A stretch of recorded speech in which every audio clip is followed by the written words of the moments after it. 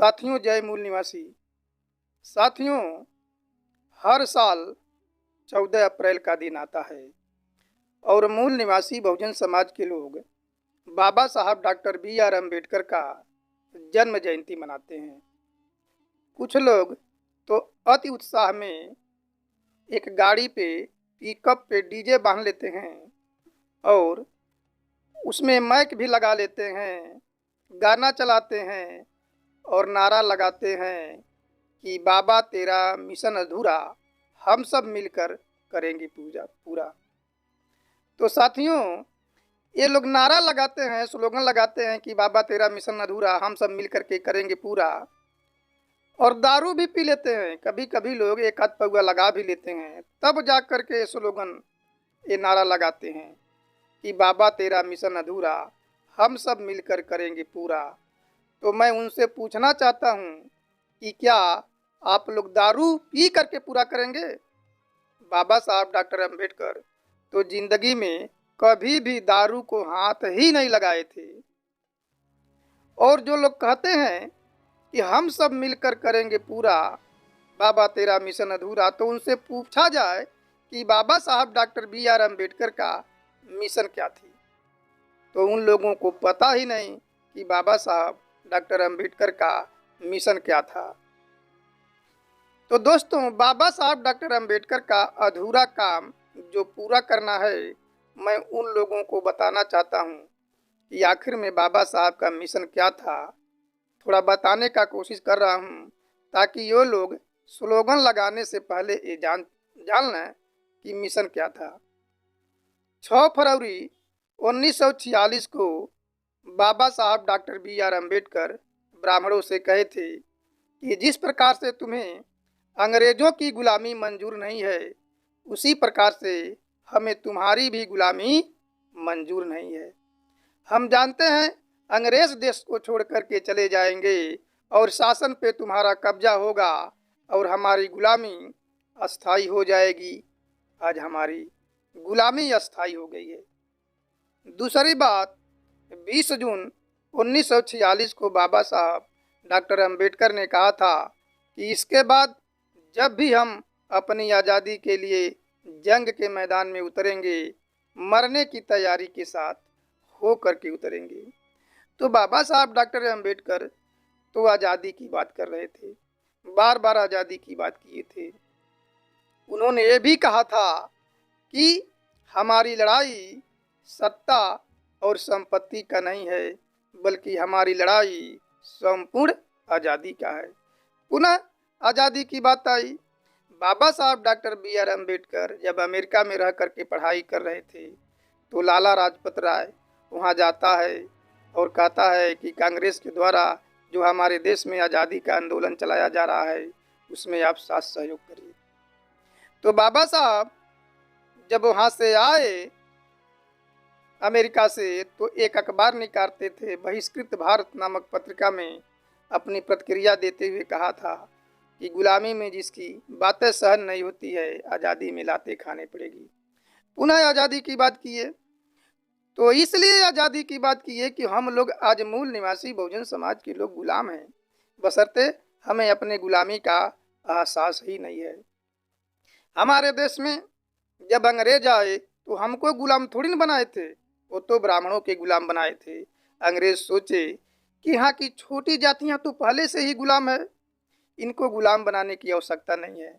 जो बड़ी जातियाँ हैं उनको गुलाम बना दीजिए, छोटी जातियाँ अपने आप गुलाम हो जाएगी। यानी हम लोग यहाँ के ब्राह्मणों के गुलाम थे और ब्राह्मण अंग्रेजों के गुलाम थे। हम लोग गुलामों के गुलाम थे, यानी दोहरी गुलामी के जंजीरों में जकड़े हुए थे।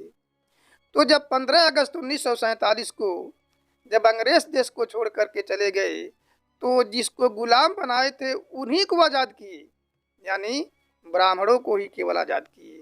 इसीलिए बाबा साहब पूछे थे अंग्रेजों से, ये बताइए आप लोग देश को आज़ाद कर रहे हैं कि देश की जनता को आज़ाद कर रहे हैं? तो अंग्रेजों ने बोला कि हम तो देश को आज़ाद कर रहे हैं, देश के जनता को गांधी और नेहरू आज़ाद करेंगे। तो दोस्तों, उसी समय हमारे देश में जो गुलामी से आज़ादी की लड़ाई लड़ी जा रही थी, तो दो आज़ादी की लड़ाई लड़ी जा रही थी। एक हमारे मूल निवासी बहुजन समाज के महापुरुष ज्योतिबा फूले 1848 में मूल निवासी बहुजन समाज के शूद्रों के और अति शूद्रों के गुलामी की आज़ादी की लड़ाई लड़ रहे थे, जो ब्राह्मणों से गुलाम थे। और उस समय अंग्रेजों से ब्राह्मण आज़ादी की लड़ाई लड़ रहे थे। अरे जब हमारे आज़ादी की लड़ाई ज्योतिबा फूले चला रहे थे 1848 में, तब गांधी का जन्म भी नहीं हुआ था। गांधी का जन्म उसके 21 साल के बाद हुआ, 2 अक्टूबर 1869 को हुआ था। तो क्या गांधी पालने में ही रह करके अपने आज़ादी के लड़ाई लड़ रहे थे? अरे हमारी लड़ाई तो 1848 में ज्योतिबा फूले लड़ रहे थे, ब्राह्मणों के गुलामी से आज़ादी की लड़ाई लड़ रहे थे। तो लड़ाई क्षेत्रीय था। बाबा साहब डॉक्टर अम्बेडकर ने उसे काउंटर करके राष्ट्रव्यापी आंदोलन चलाया और ब्राह्मणों से गुलामी की आज़ादी आज तक अधूरा है और आज तक हम लड़ रहे हैं। लेकिन ब्राह्मण तो 15 अगस्त 1947 को ही आज़ाद हो गया था। तो ये तो बाबा साहब डॉक्टर BR अम्बेडकर का अधूरा जो है कि सपना आज भी पूरा नहीं हुआ है। वे कहते थे कि हमारी लड़ाई सत्ता और संपत्ति का नहीं है, बल्कि संपूर्ण आज़ादी की लड़ाई, हमें आज़ादी चाहिए। यानी आज भी हमको पूर्ण रूप से आज़ादी नहीं मिली है। अब देखिए कैसे जो है कि ब्राह्मणों के द्वारा जो आज़ादी का आंदोलन चलाया जा रहा था, वो आज़ादी का आंदोलन मूल निवासी बहुजन समाज के आज़ादी का आंदोलन नहीं था। एक किताब लिखी हुई है जिसको केदारनाथ पांडे उर्फ राहुल शंकरत्यायन लिखे हैं, जो आजमगढ़ के हैं। गोलगा से गंगा नामक पुस्तक लिखी है और गोलगा से गंगा नामक पुस्तक में नाना साहब पेशवा और मंगल पांडे की वार्ता लिखी हुई है। नाना साहब पेशवा मंगल पांडे से कहता है कि हमें अपने आज़ादी की लड़ाई लड़नी चाहिए।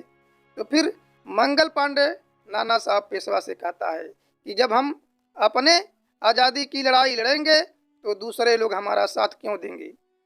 तब उन्होंने कहा कि नहीं, हमें ये नहीं कहना है कि हम लोग केवल अपने लोगों की आज़ादी की लड़ाई लड़ रहे हैं, हमें ये कहना है कि हम सभी लोगों की आज़ादी की लड़ाई लड़ रहे हैं।